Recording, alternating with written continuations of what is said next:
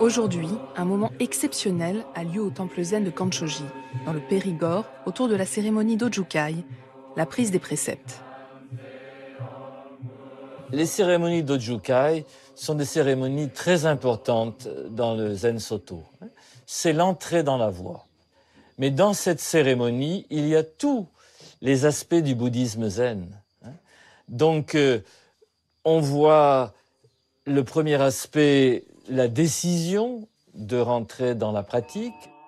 On voit qu'on a erré dans des mauvais chemins et on décide donc de reculer et de s'engager dans un autre chemin. Donc la repentance, des fois on peut aussi l'appeler entrer dans une nouvelle vie, une vie bouddhique. Les préceptes nous permettent de continuer à maintenir cet esprit ouvert, cet esprit calme. Ça marque notre entrée dans le monde de Bouddha. C'est donner, Ojukai, c'est donner et recevoir. Et donc là, en l'occurrence, c'est les préceptes qu'on transmet. Les préceptes, c'est, on pourrait dire, la façon dont le Bouddha vit. C'est-à-dire que ce n'est pas des interdictions, ce n'est pas des commandements, mais c'est l'expression de la vie de Bouddha. C'est ne pas tuer, ne pas voler. Donc on pourrait dire que c'est des injonctions négatives, mais ça veut simplement dire que dans le monde de Bouddha, ce n'est pas possible.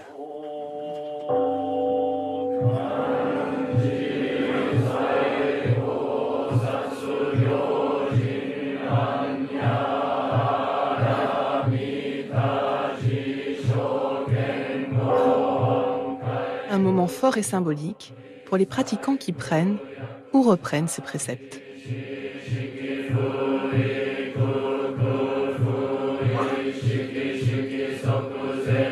C'est d'être vraiment dans la famille du bouddhisme, rentrer dans la Sangha. La Sangha, je ne sais pas si vous savez ce que c'est une grande famille. Et c'est de suivre le chemin avec cette famille qui m'aide et qui me soutient.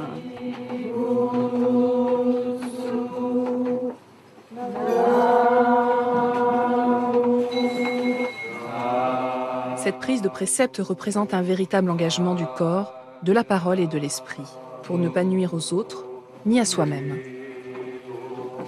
Le but de ces 5 jours de cérémonie, c'est tout doucement d'ouvrir le cœur des personnes qui vont recevoir les préceptes, leur purifier l'esprit, les aider vraiment à s'oublier soi-même et à être dans une paix profonde et être complètement conscient de ce qu'ils reçoivent en recevant les préceptes.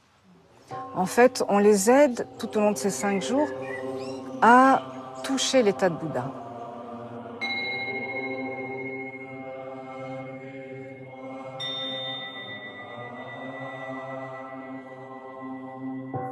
Vous êtes ici, Kaïté revenu à la source, pour prendre refuge dans les préceptes.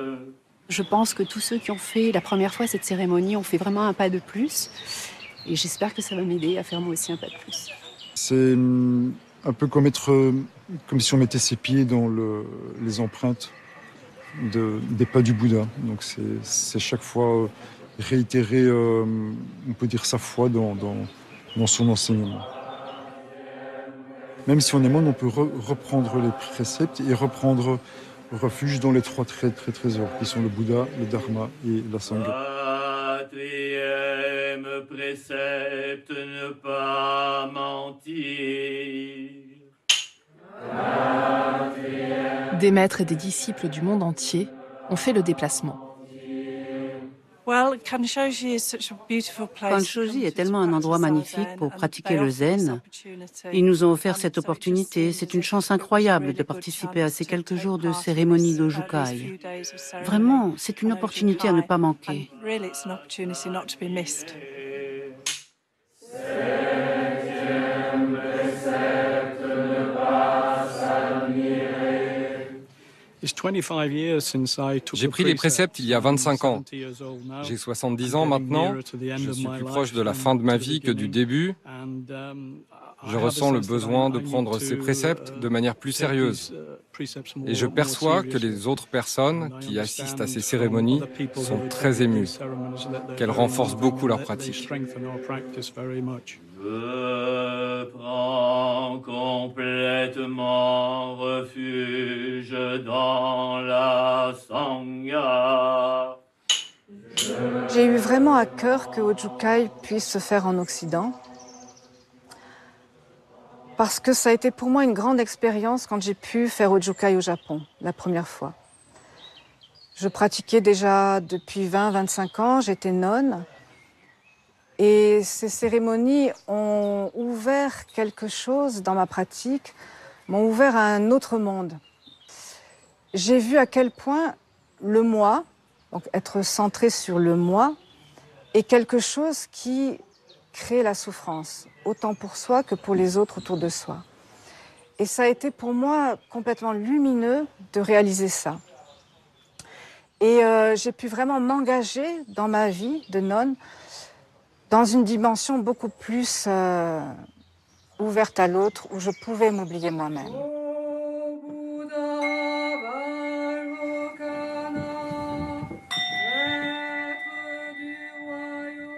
Beaucoup d'anciens disciples sont présents, beaucoup de gens viennent pour donner une espèce d'épaisseur à cette cérémonie. Et donc c'est pour ça que vous avez l'occasion de voir un certain nombre d'anciens disciples qui sont ici présents, qui appuient, qui participent, qui densifient cette cérémonie.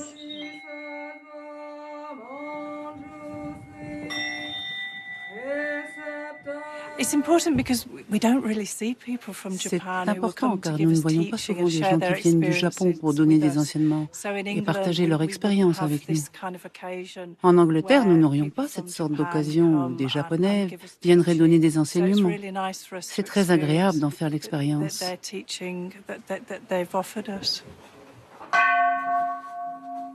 En effet, c'est Minamizawa Roshi, abbé du grand temple de Heiji au Japon et fondateur du monastère de Kanchoji, qui dirige les cérémonies. On a tous ici conscience qu'on vit un moment exceptionnel et que voilà, on a la visite d'un des plus grands maîtres zen du Japon et entouré d'une équipe de moines éminents et c'est tout à fait exceptionnel.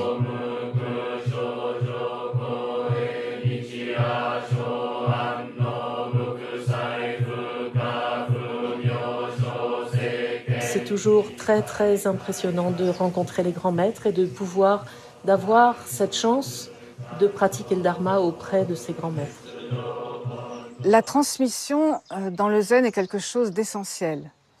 Et c'est une notion d'ailleurs qui court tout au long de Ojūkai, de ces 5 jours de cérémonie. On est toujours en position de recevoir et de donner. Et donc nous, ici en Occident, on a reçu le bouddhisme zen du Japon. Et c'est très important pour nous de garder le lien avec nos racines, de pouvoir respecter, de pouvoir vénérer les anciens qui nous ont précédés. Et c'est seulement en s'inscrivant dans cette lignée de patriarches qui nous ont transmis les préceptes depuis Bouddha que l'on a la force aujourd'hui, nous aussi, d'exprimer, de mettre en pratique les préceptes et de les transmettre. Ce lien est fondamental.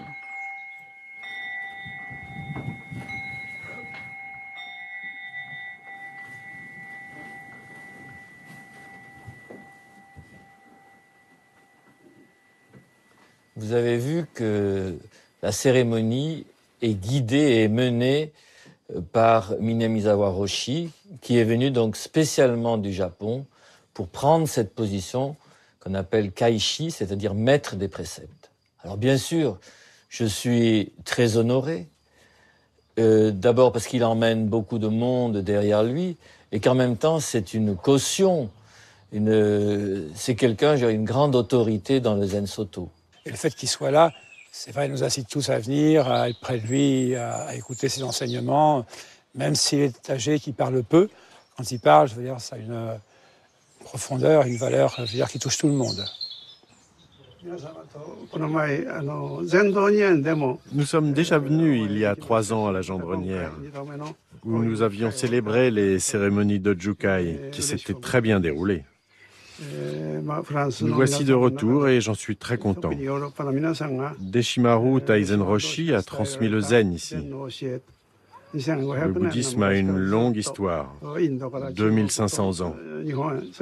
Il a été en Chine, au Japon, mais je pense que le sens du bouddhisme, du zen, n'est pas limité qu'à la religion. Il s'agit de choses simples, comme de ne pas faire de mal, mais faire du bien. C'est cela la vraie signification de l'enseignement du Bouddha. Le bouddhisme commence à se répandre en France et en Europe. Je suis très content que l'enseignement du Bouddha Shakyamuni se diffuse ainsi. Mais je pense que cela va même au-delà du bouddhisme. C'est important pour tous les êtres humains. Et j'aimerais communiquer cela au monde entier. Merci.